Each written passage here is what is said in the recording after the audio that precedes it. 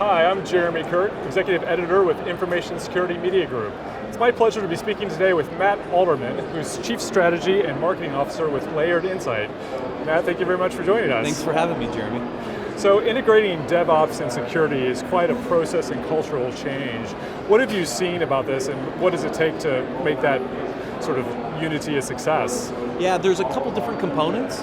I mean, typically your people process technology discussions are all applicable into this whole concept of DevOps, right? So at the people side, understanding what development wants and what security wants, and how do you bridge some of those gaps? We hear a lot about DevSecOps and this concept of shifting security left. There's other ways to actually do it without forcing security to shift their processes too far left, but you definitely want that more integrated. On the process side, it's integrating with the existing continuous integration, continuous deployment process. You want security embedded in that workflow, because if it's external, then it creates a lot of friction and slows down the process. And then the last one is really technology. And with containers being different, the approaches to securing containers and some of the DevOps applications are really different, and so those are some of the things you have to think about in this space. Mm-hmm. And so a lot of companies are deploying containers, Docker and Core OS. What are some of the issues around that as far as security and making those deployments secure? Yeah, there's a couple, right? So the first decision that most organizations have to make is which container platform are they going to use? Are they going to use Docker? Are they going to use Red Hat? Are they going to use AWS, Fargate? So technology plays a part into the security side of DevOps in the container environment here. And once you make that choice, then you have to figure out what's the right security solution.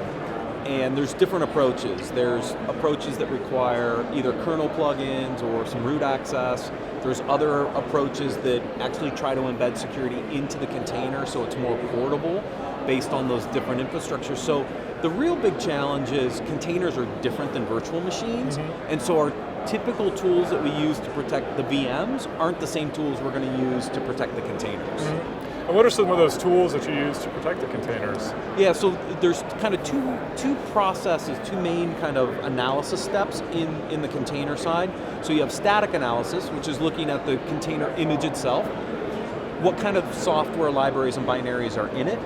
Are they vulnerable? Do you have the right software versions or licensing requirements? That's static analysis. So there's a number of tools out there that do static analysis really, really well.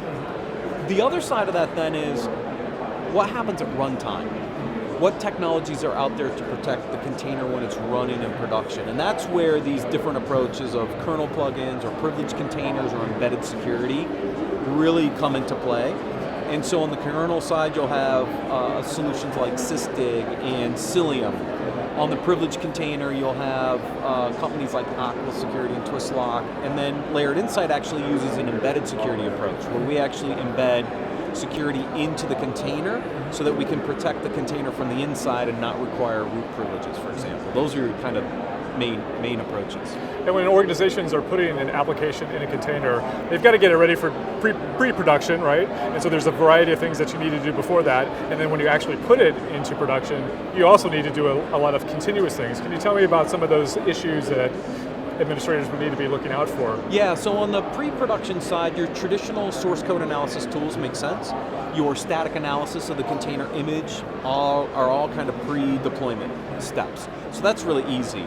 The post-deployment side is where it gets interesting, is based on how you want to secure the container, you may have to have the operational team prepare for that, right? With these, like I said, if you have kernels or privileged containers, it impacts the operational side. Other approaches don't. But then it's this constant visibility and control. See, these applications can change behavior at runtime.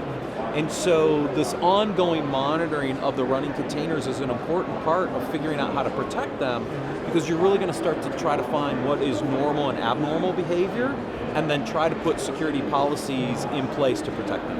And then how often do you have to keep that, continual monitoring? So you're looking at it all the time. And then attack vectors as well, you might have to change things based on data you're getting, threat intel you're getting? Right, so one of the things we see a lot is a vulnerability comes out for a piece of software.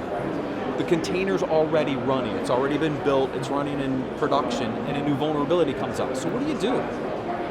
if you understand what the exploit is for that vulnerability, for example, you could then make adjustments to the security policy for the existing running containers and protect those containers, giving development time to actually rebuild them and redeploy them.